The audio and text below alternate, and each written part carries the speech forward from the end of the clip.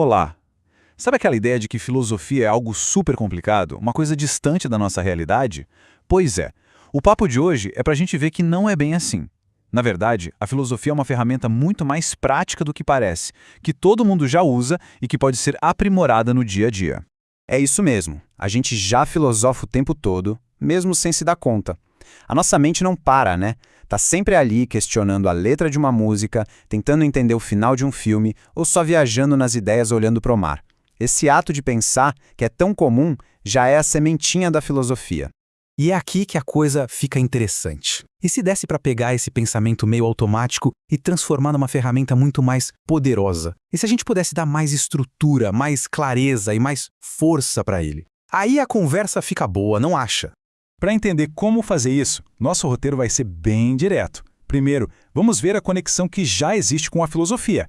Depois, o que exatamente é o pensar filosófico, quais são as ferramentas para isso, como usar nos argumentos e, no final, por que essa viagem toda é tão incrível. Então, a primeira coisa para a gente botar na cabeça é: filosofia não é um clube fechado só para gênios, sabe? É muito mais como uma habilidade, uma disciplina que, com prática, todo mundo pode desenvolver. Pensa bem, é tipo aprender matemática ou uma língua nova. Ninguém acorda sabendo fazer contas complexas ou falando outro idioma, né? A gente aprende o básico, pratica e com o tempo vai pegando jeito. Com a filosofia é a mesmíssima coisa. É uma habilidade que se constrói passo a passo. Certo, mas aí fica a pergunta. Qual é a grande diferença entre o pensamento que a gente usa todo dia e o tal do pensar filosófico? A resposta está principalmente na intenção e na estrutura que a gente dá para ele. O pensar filosófico é basicamente um jeito mais organizado de pensar. Em vez de deixar as ideias soltas na cabeça, a gente busca conectar uma com a outra de um jeito lógico, usando a razão para ter certeza de que as nossas conclusões, que elas são confiáveis.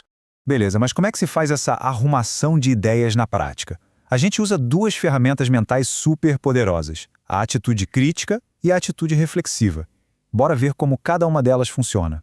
E olha, ter atitude crítica não é sair por aí sendo o do contra, não. É mais como ter uma mentalidade de detetive. Em vez de simplesmente engolir uma ideia, principalmente aquelas que sempre foram assim, a gente para e se pergunta: peraí, isso faz sentido mesmo? De onde veio essa ideia? Tem alguma boa razão para acreditar nela? O grande vilão aqui, o inimigo número 1 da atitude crítica é o preconceito. O próprio nome já entrega, né? É um pré-conceito. Uma opinião formada antes de conhecer, antes de analisar, é o pensamento no piloto automático, sem investigação nenhuma.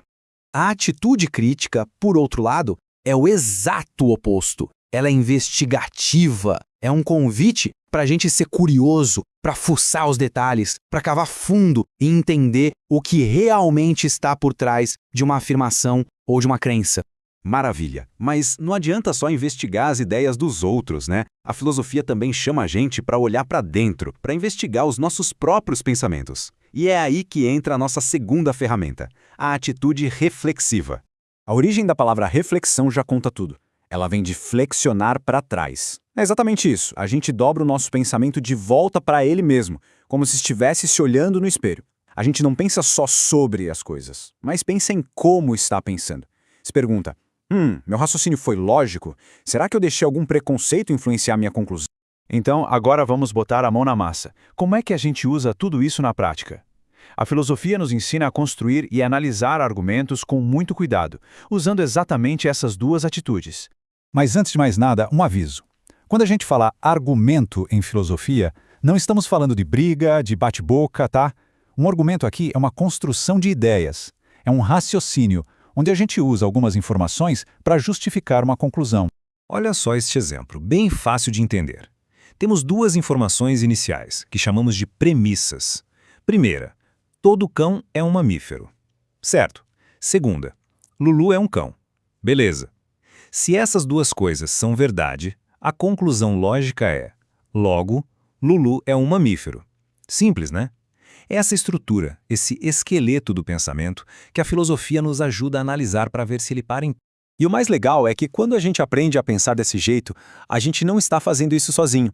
Na verdade, estamos entrando em uma conversa gigantesca que já dura milênios. É uma jornada intelectual que ajudou a moldar a história da humanidade. Essa história toda começou lá na Grécia Antiga há mais de 2.600 anos. E de lá para cá, um monte de pensadores foram contribuindo com suas ideias, criando um arquivo imenso de conhecimento que hoje é considerado um patrimônio de toda a humanidade. E curioso é que, mesmo hoje em dia, com toda a tecnologia do mundo, as grandes perguntas continuam aí. E essa tirinha brinca com isso, né? Qual o significado da vida? Tem coisa que não dá para Google lá. Exige reflexão. Essa busca toda por sentido é perfeitamente resumida numa frase do Sócrates. Ele dizia que uma vida que não é examinada não vale a pena ser vivida. É um convite poderoso, né, para a gente examinar a própria vida, as próprias crenças e valores. E é esse exame que para ele torna a vida realmente rica. No fim das contas, a grande ideia que fica é esta. Filosofia não é só uma matéria de escola ou coisa de livro empoeirado. É, antes de tudo, uma atividade humana fundamental. É o ato de usar a nossa razão para tentar entender um pouquinho melhor quem a gente é e o mundo à nossa volta. Portanto, a filosofia nos deixa com uma ferramenta e um convite. A ferramenta é esse pensamento crítico e reflexivo. E o convite é para usá-la.